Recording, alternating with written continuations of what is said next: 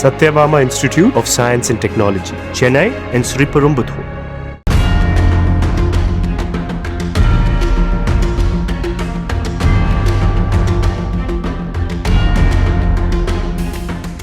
தமிழ்நாட்டில் பிரபல சாப்பாட்டு யூடியூபராக அறியப்படும் இர்ஃபான் பக்ரீத் பண்டிகையை முன்னிட்டு இர்ஃபான்ஸ் வியூ பிரியாணி என்ற பெயரில் பிரியாணியை விற்பனை செய்வதாக அறிவித்து வீடியோ வெளியிட்டிருந்தார். பல கடைகளுக்கு தேடி தேடி சென்று ஃப்ரீயாக சாப்பிட்டு ரிவ்யூ சொல்லும் இர்ஃபானின் பிரியாணி எப்படி இருக்கும் என பலரும் ஆர்வமாக ஆர்டர் செய்து வாங்க ஆரம்பித்தனர்.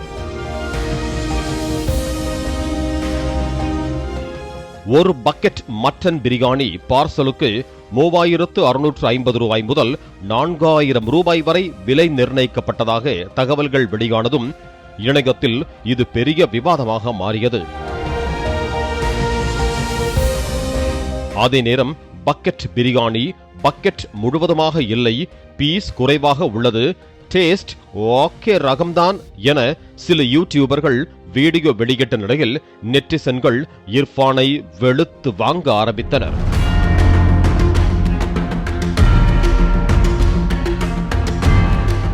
இந்த நிலையில் விருது விழா ஒன்றுக்கு சென்ற இர்ஃபானிடம் பிரியாணி விவகாரம் குறித்து கேள்வி எழுப்பினர்.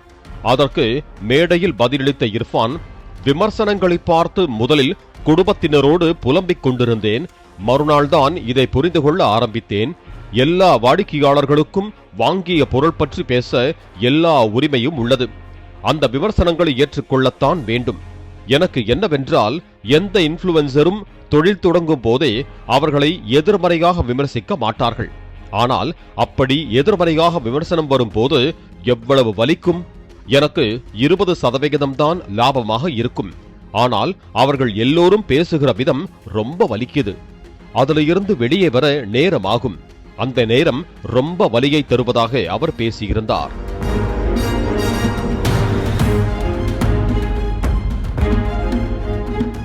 மேடையில் பேசியது குறித்து வீடியோவில் பேசிய இர்ஃபான், இந்த பிரியாணி விவகாரம் பற்றி பேச வேண்டாம் இருந்தேன், மேடையில் அது பற்றி கேட்டதால் பேசிவிட்டேன். இதுவரை 124 பேர் எனது பிரியாணியை வாங்கியிருக்கிறார்கள். 90% மக்கள் பாசிட்டிவாகத்தான் பேசியிருக்கிறார்கள். 10% பேருக்குத்தான் சில சிக்கல் இருந்தது. பிரியாணி அளவு கம்மியாக இருந்தது, பீஸ் கம்மியாக இருக்கிறது என சொன்னார்கள். டேஸ்ட் நல்லா இல்ல என 2 பேர்தான் வீடியோ வெளியிட்டார்கள். நான் அதை ஏற்றுக்கொள்கிறேன். டேஸ்ட் என்பது ஒவ்வொருவருக்கும் மாறும்.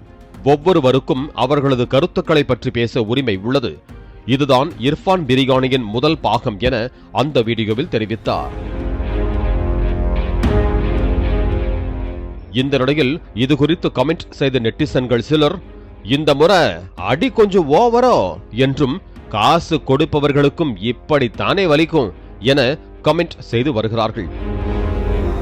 அதே நேரம் இர்ஃபானை சிலர் வேண்டும் என்றே டார்கெட் செய்து இதுபோல செய்கிறார்கள் என இர்ஃபானுக்கு ஆதரவாக சிலர் கமெண்ட் செய்து வருகிறார்கள். Satyabama Institute of Science and Technology, Chennai and Sriperumbudur. Play store மற்றும் ஆப் ஸ்டோரில் இருந்து பாலிமர் செயலியை QR கோடு மூலம் பதிவிறக்கம் செய்யுங்கள். செய்திகளை உடனுக்குடன் பெறுங்கள்.